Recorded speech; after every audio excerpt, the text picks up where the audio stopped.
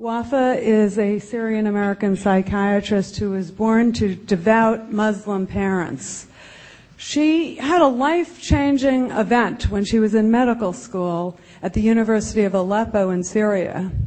Her medical school professor was murdered right in the middle of the classroom by members of the Muslim Brotherhood to cries of Allahu Akbar. Well, you can imagine how traumatic that was, and that event led Wafaa to repudiate her religious beliefs.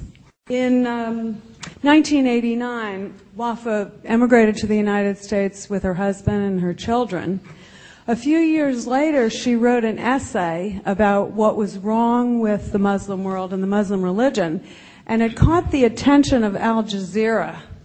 And they invited her to come and debate a Muslim imam. This was shown on Al Jazeera TV.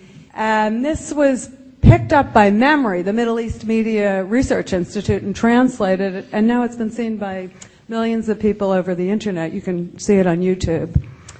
Wafaa continues to speak out about the threat of Islam on Capitol Hill to the Department of Homeland Security, Fox News, CNN, Voice of America, all around the world, and venues too numerous to mention. In 2006, she was named as one of the 100 most influential people in the world by Time magazine. And she's working right now on her book, An Escaped Prisoner, Why God is a Monster. Dr. Wafaa Sultan. Ladies and gentlemen, I always feel a need to make fun of myself, to laugh at myself, in order to cover up, to repress the sadness that deeply implanted in my heart, especially when it comes to speak about women in Islam. Now I am free, but I cannot forget my niece. She was forced to marry her cousin when she was 10. He was over 40. Her marriage was valid and legalized under the Islamic Sharia because Muhammad, the Prophet of Islam, married his second wife when she was 6. He was over 50. I always remember my niece coming back to her father's house, begging her not to send her back to her husband. He would say, in Islam, it is shame for a woman to leave her husband's house. God will reward you for obeying him. At the age of 25, my niece committed suicide by setting herself on fire. She was burned to death, leaving 4 children behind her. In 2002, the Saudi religious police stopped schoolgirls from leaving a blazing building because they weren't wearing the correct Islamic dress.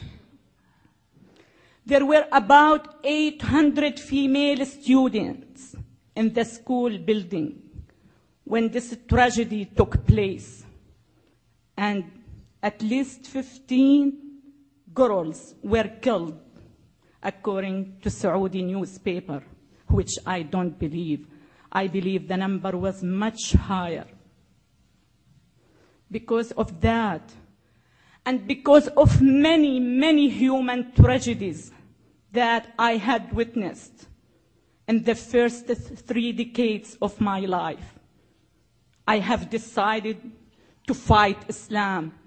Please pay attention to my statement. To fight Islam, not the political Islam, not the militant Islam, not the radical Islam, not the Wahhabi Islam, but Islam itself. I truly believe that the West has invented these terms for the sake of being politically correct.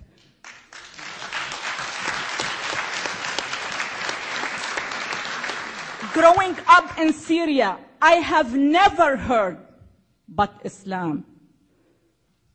Islam has never been misunderstood.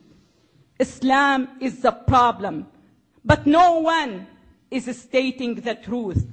No one is taking a hard look at the root of the terrorism, which is the brainwashing machine called Islam. Islam is not up to me, is not up to any Muslim man or woman. Islam is exactly what the Prophet Muhammad did and said. In order to understand Islam, you have to read the biography of Muhammad. It is very traumatizing. It is very shocking. He married his second wife when she was 6 years old. He was over 50. I just came back from France. I debated with a Muslim Pakistani woman. She was the Minister of Women in Pakistan. When I told this fact to my audience, she turned to me and she said, "It is a big lie." She was 9, not 6.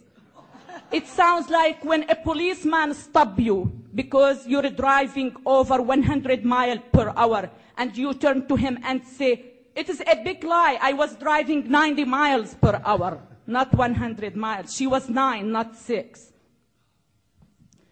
He married his second wife. She was his daughter-in-law. His son was adopted, and at that time it wasn't accepted by the pre-Islamic Arabic culture. So he turned to his followers and he said, "I was told by God that adoption is forbidden. And adoption, believe it or not, has been forbidden in the Islamic culture, just to justify his marriage of his daughter-in-law." His third wife was Safiya. She was a Jewish woman. It was well documented, well written in our school book, that he attacked her tribe. He killed her father, her brother, and her husband at the same day he slept with her. That's what I call Islam. You need to know, you need to understand that Islam is the problem. I am sick and tired of people here in the West asking me to soften my message. I am sick and tired of people asking me, "Are you trying to change 1.3 billion people?" Yes, I am trying. Yes, I am.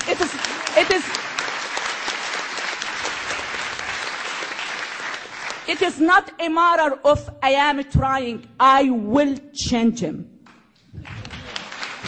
I want you to know that the very first value I learned when I came to this great country, that you can do the impossible if you truly believe in yourself. I not only believe in myself, I believe in many million Muslim women like Nooni Darwish and Ayan Ali.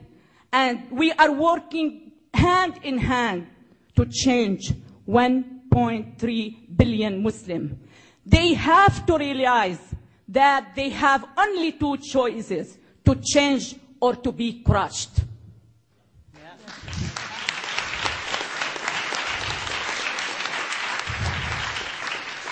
Please, please don't let your civilized way of thinking interfere with your defending your great country.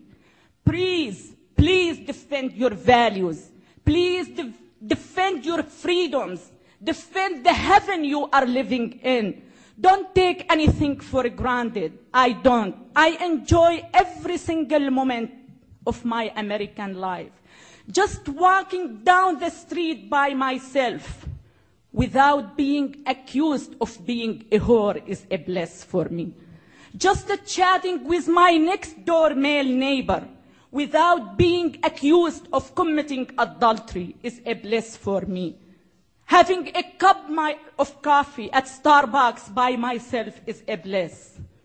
Please, please don't take anything for granted. Please defend this beautiful country. My dream is to see my country, Syria, as free as America, not the other way around.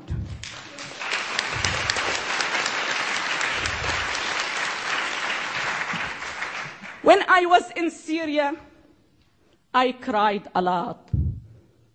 Now that I am free, I still cry, and much harder, for those women whom I left behind.